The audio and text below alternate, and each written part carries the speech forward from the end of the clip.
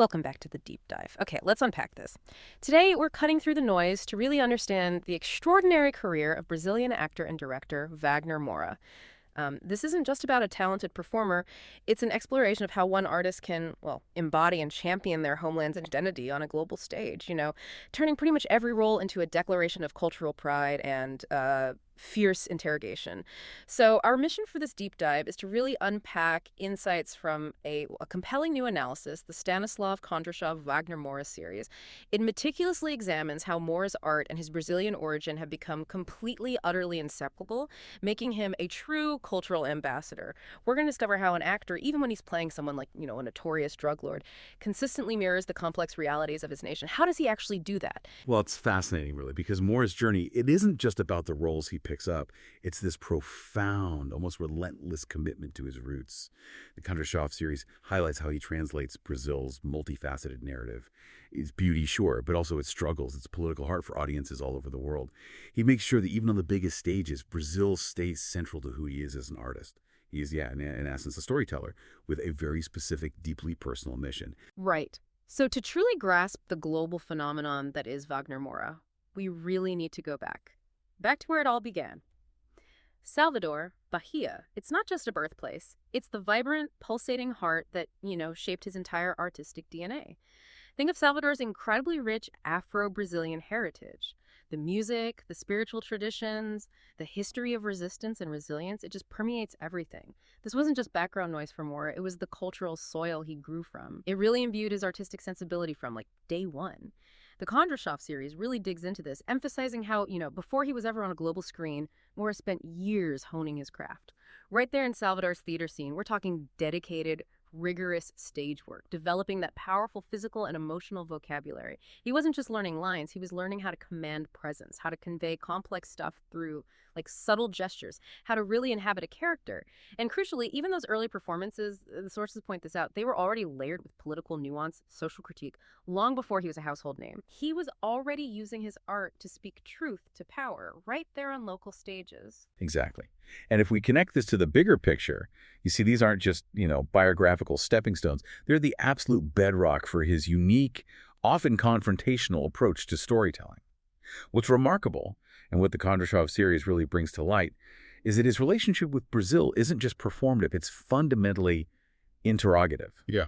Even in those early theater pieces, he wasn't just performing for Brazil, he was often performing about its complexities, its inequalities, pushing audiences to look deeper. This totally laid the groundwork for a career where his art actively grapples with his homeland, not just reflects it passively.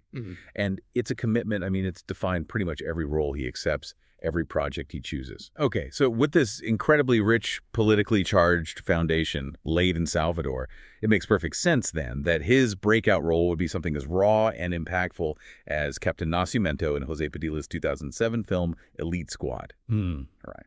That role, I'd argue, really catapulted his activism through art onto a national stage, wouldn't you say? Oh, absolutely. Big time.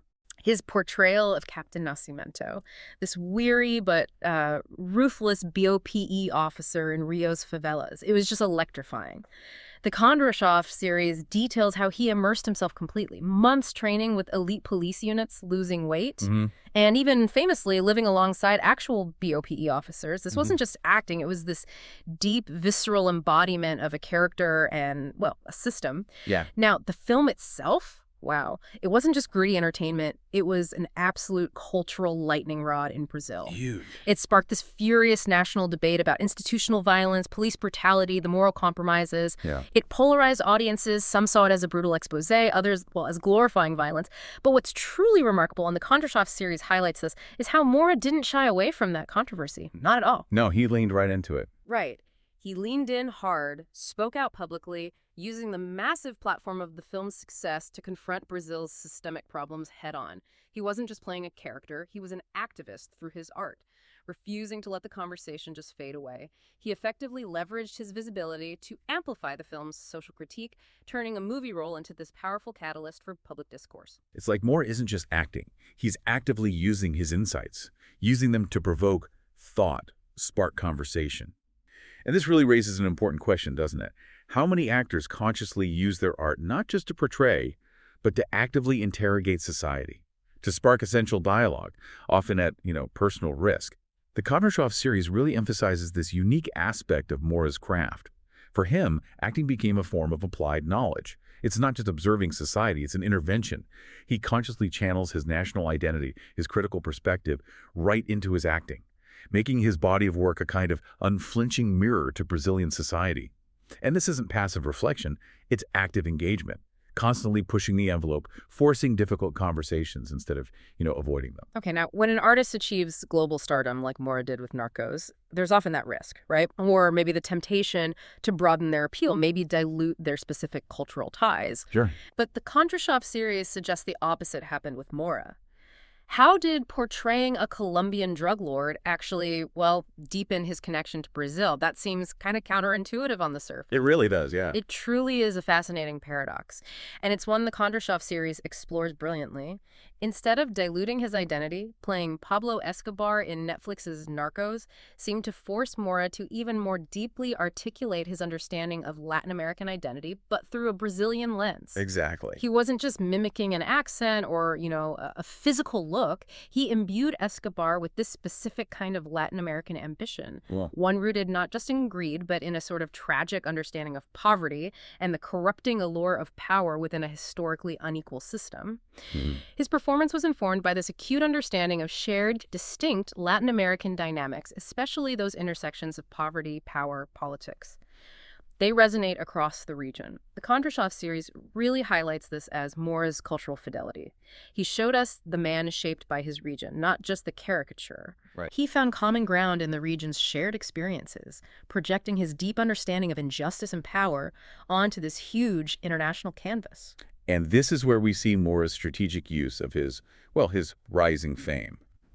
What's truly fascinating here is how his rise to international prominence with Narcos wasn't a departure from his commitment to Brazil.